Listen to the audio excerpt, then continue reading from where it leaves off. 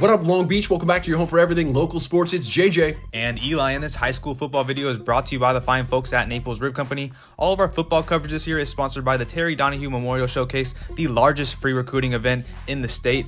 All of our Wilson coverage this year is sponsored by alum Joel Batonio, and all of our Lakewood coverage this year is sponsored by JP Crawford. Thank you to all of our sponsors. Remember, we love high school football in November. It's put up or shut up time, and we've got a win and you're in situation at the Moore League regular season finale as Wilson hosts Lakewood. Want to add a cliche turn of phrase here, Eli? Well, it is what it is, JJ. These teams come in tied for third place in the Moore League, and that's the last spot for an automatic playoff bid for the CIF. So definitely lots of tension on this one, and you felt it on either sideline. You did in the opening drive. This sets the tone because Lakewood was HOTTOGO. Quarterback Kate Casillas getting loose, and you could feel that lift that Lancer sideline, like you said. Yeah, getting it done with the legs, and you know what else lifts the Lancers? Getting the ball to Caleb Tafua. They try here, he earns that PI call. Single coverage, that is definitely not what I would do on Madden. Yeah, agreed. Wilson's defense does hold, and Andrew Hang puts his team up 3 with an early lead. Wilson trying to get going, but the Red Swarm, White Squall was just too much to handle for the Bruins. Hey, all yo kids out there, go back and watch White Squall. Great movie. And on the ensuing Lakewood possession, Casey and his Sunshine band of talented wideouts ready to use my boogie shoes. Kate Casillas to Cecil Xavier Smith. That's a touchdown, and it's 10-0 late in the first. Like Spike Lee said, it must be the shoes. Yeah, sparkly shoes definitely make it in the video. Lakewood defense and special teams, we hope you had them on your fantasy team. They definitely got you some points today. They got a double thump. Greg Gibson with the block, and the Lancers got all the momentum and a short porch as a result. You go to the red zone, you check your watch, it's Miller time. Nitro Miller, great pace makes less willing defenders. And if you want to get in front of that runaway manhole cover that is the Lakewood running back, gone ahead as he punches this one in. The Lancers lead 17-0 at the end of the first quarter. A quick jump, and then the first play of the second quarter, it's Reggie Butts the third going all Nelly because he needs a tip drill. Butts up Long Beach. He's going to take it back to 6 with his bros. You know how that pick goes. He's doing it all himself for that 72-yard return.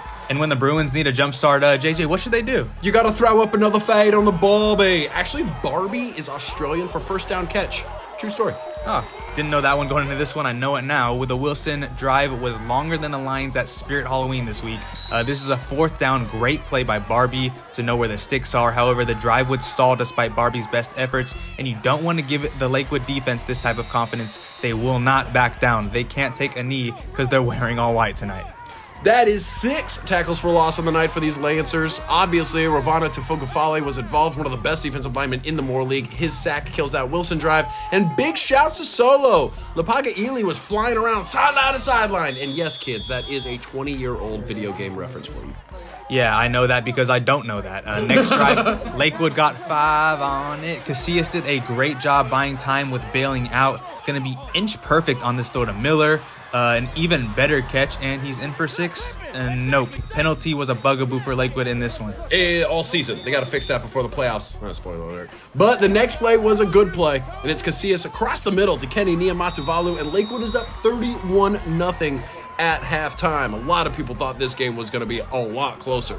Wilson, namely, and they do have a high water mark here to open the second half. Yeah, they're going to get the pass to Jaden Frostsugar, a few big pickups on this drive. It was a 5-minute and 30-second drive, 80 yards down the field, and then it's Deuce Weston to cap it off, taking it in and giving that little Heisman post after the run into the end zone. It's 31-7, 6:31 left in the third. Lakewood right back to work, as is JoJo Apisalo. The senior running back for Lakewood collapsed on the field 2 weeks ago. Very scary situation. He's taken off by an ambulance, and then he just ran his butt off for a week to prove to his doctors and his family that he was healthy enough to get back out here and play the game he loves so much. We go to Eli's B-cam for this touchdown run for Apisala. I mean, anybody who knows this great kid is just thrilled for him. And anybody who knows how serious life can be is tickled at how funny and creative this touchdown celebration is. Bellissimo. Casey and JoJo, all my life I've been praying for a Sully like you.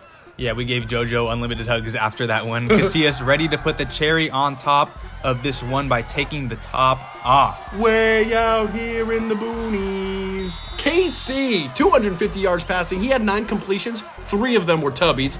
Kenny, 83 yards and 2 touchdowns. And Cecil Xavier-Smith was the leading wideout with 128 yards receiving and a touchdown. So there it is, Lakewood going back to the playoffs for the 3rd straight year under head coach Justin Utupo. They're looking like they did 2 years ago when they reached the CIF championship game, peaking at the right time. Wilson still has a good chance to get in as an at-large. So tune in on Sunday right here for those CIF playoff bracket releases.